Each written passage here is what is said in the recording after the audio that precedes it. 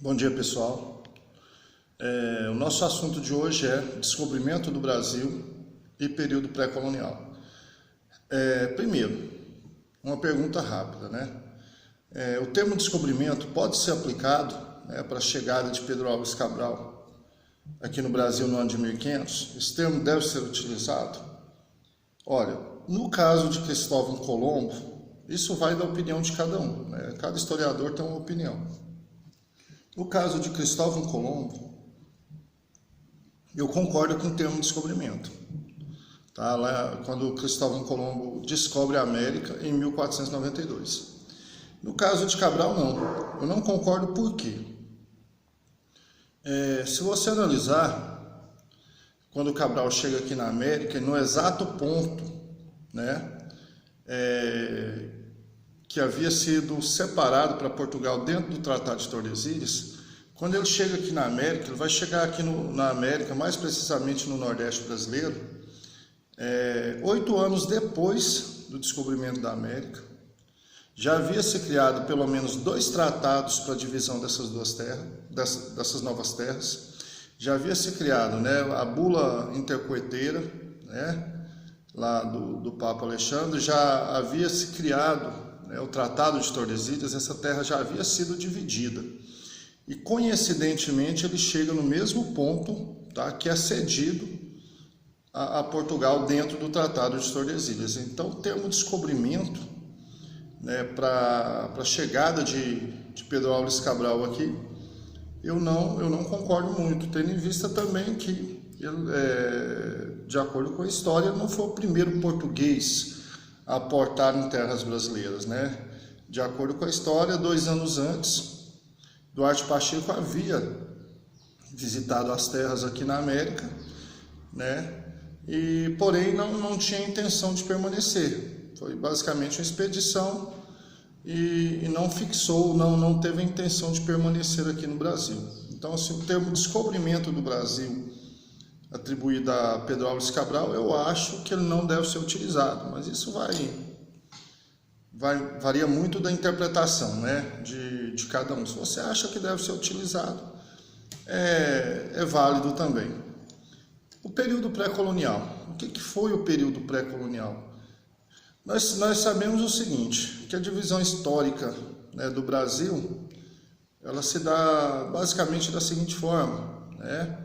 O Brasil ele foi colônia de Portugal. O Brasil só se torna independente de Portugal efetivamente, né, em 1822. Então, o Brasil foi colônia de Portugal por aproximadamente 322 anos. Né, aproximadamente 322 anos. Só que, assim, dentro desse contexto, a gente tem 2 divisões que vale a pena você atentar para elas. O período pré-colonial. O período pré-colonial ele vai desde o descobrimento, lembrando, se você quer utilizar esse termo, desde 1500 até 1530, aproximadamente. Tá? Esse é o período pré-colonial. Por que período pré-colonial? Porque é o período em que os portugueses não tinham intenção de permanecer aqui na América. Eles não tiveram a intenção de fixar uma colônia aqui. Tá? Mas por que, professor, que eles não tiveram essa intenção? Lembrando, o litoral brasileiro, o litoral nordestino brasileiro, o primeiro lugar a ser explorado ali, né, pelos portugueses, depois eles foram descendo para o sudeste brasileiro, esse litoral ele não era rico em metais preciosos ou pedras preciosas. Tá? Diferente dos colonizadores portugueses, né, diferente, na verdade, do que aconteceu com os colonizadores espanhóis, que foram, de acordo com a história, recebidos ali com adornos e joias, né, pelos ameríndios colonizados pelos espanhóis. Os portugueses não foram recebidos da mesma forma. O litoral brasileiro ele não era abundante em pedras preciosas. Tá? Não era abundante em metais preciosos. Então, assim que os portugueses chegaram, não descobriram logo de cara esses metais. E a única coisa de valor, basicamente, que eles descobriram na Nova Terra, que eles encontraram aqui na Nova Terra, foi o pau-brasil. A única coisa de valor, basicamente encontrado pelos portugueses, foi o pau-brasil. Então, assim, se eu tive direito a essa terra, de acordo com o tratado, se eu tive que enviar expedições para cá, uma expedição aqui para a América não era nada barato. Financiar uma expedição como a de Cristóvão Colombo, que foi financiado lá pela coroa espanhola, né, a de Pedro Álvares Cabral, financiar uma expedição dessa era algo muito caro, então você precisava ter retorno. Como eles não encontraram metais preciosos nem pedras preciosas em abundância, porém encontraram o pau-brasil, eles começaram a extrair esse pau-brasil, tá? Mas por que o pau-brasil, professor? O pau-brasil tinha alto valor comercial na Europa, ele era uma madeira valorizada, além de que se utilizava, né, uma resina presente nessa madeira para tingir tecidos. Então, assim, o pau-brasil era de grande valor na Europa. Então, por isso eles optaram por extrair o pau-brasil. Simplesmente para quê? Primeiro, para levar lucro para a coroa portuguesa, né, e para ter o retorno daquilo que foi investido nessas expedições. Então, nesses 30 primeiros anos, os portugueses vêm e voltam basicamente com a intenção de extrair o pau-brasil, tá? De extrair o pau-brasil. O que vai marcar esses 30 primeiros anos dos portugueses aqui no Brasil? Primeiro, a extração da madeira, a extração do pau-brasil, né? E não pensa que foi assim, uma extração moderada, não, ela foi extração predatória, né? Tanto que hoje em dia muitas pessoas acreditam até que o pau-brasil está extinto. Ele não está extinto 100%, né? Ele reduziu a sua área onde essa madeira existia foi reduzida, né, drasticamente. Porém, ainda tem exemplares de pau-brasil plantados aí, inclusive aqui na nossa cidade tem exemplares de pau-brasil. Esses dias eu fui mostrar um pé de pau-brasil para o aluno falou assim: nossa, não, mas isso aqui não é pau-brasil. Eu falei: é um pau-brasil.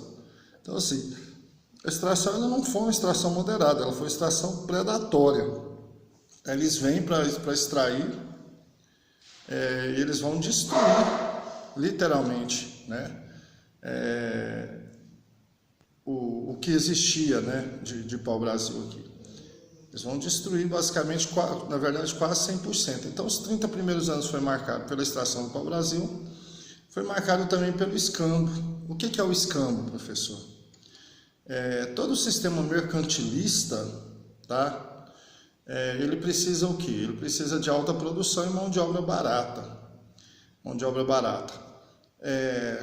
Quando os portugueses chegaram no Brasil, eles precisavam, quando eles tiveram a iniciativa de extrair o pau-brasil, eles precisavam de mão de obra barata, e escravizaram o nativo nesse momento. Ainda não existia uma autorização para escravizar o nativo.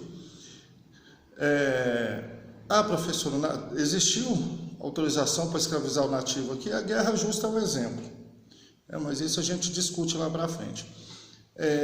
Como eles precisavam extrair o pau-brasil com facilidade, tá, eles começaram a promover trocas de bugigangas com os nativos. Para quê? Para que os nativos localizassem essa madeira, tá, e trabalhassem, atuassem na extração do pau-brasil. Então, essa troca de bugiganga, objetos de pequeno valor, tá, pela mão de obra na extração do pau-brasil, é chamado de escambo. Essa troca, né? Ela é chamada de escambo, tá? Então, foi basicamente um modelo de escravidão disfarçado, tá? Porque eram objetos de pequenos valores, sim, tá? E o que vai marcar também esses 30 primeiros anos é o não investimento, né? O não investimento da coroa portuguesa aqui no Brasil. Não investimento como assim, professor? Você não vai ver Portugal investindo em obras aqui no Brasil, né? A única coisa que vai ser construída, tá, aqui no Brasil desses 30 primeiros anos são as feitorias. O que são as feitorias? São imensos galpões, tá, para armazenar madeira.